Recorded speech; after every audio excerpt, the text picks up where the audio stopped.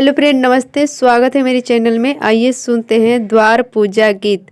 धूम मचावत अइली बरियतिया हो, धूम मचावत अइली बरियतिया हो। बाजन बाजे बड़ा जोर ए लाला, बाजन बाजे बड़ा जोर ए लाला। हाथ जोड़ी बोलेली बेटी हो सुंदर बेटी, हाथ जोड़ी बोलेली बेटी हो सुंदर बेटी।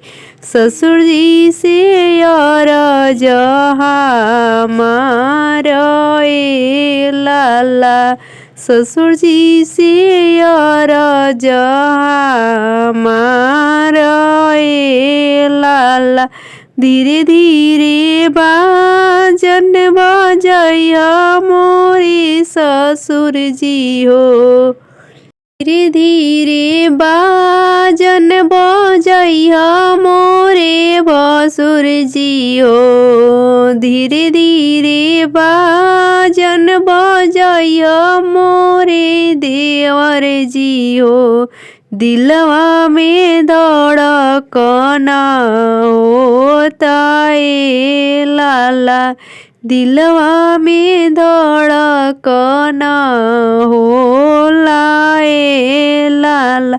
भजन के आवाज सुन के आमा मोरे रोवेली, भजन की आवाज सुन के चाची मोरे रोवेली, भजन की आवाज सुन के भाभी मोरे रोवेली।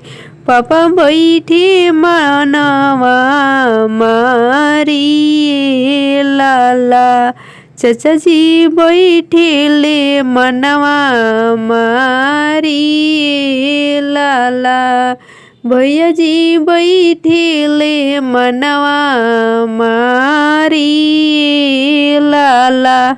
नाही दिन से बेटी तोहारा के रखनी हो, अतना ही दिन से बेटी तोहारा के रखनी हो।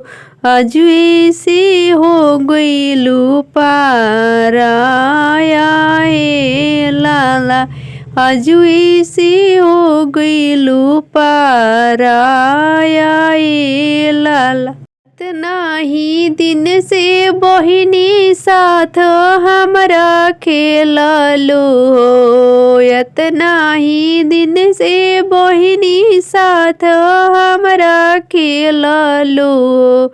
आज भइलू तू पाराया ए लाला, आज भइलू तू पाराया ए लाला।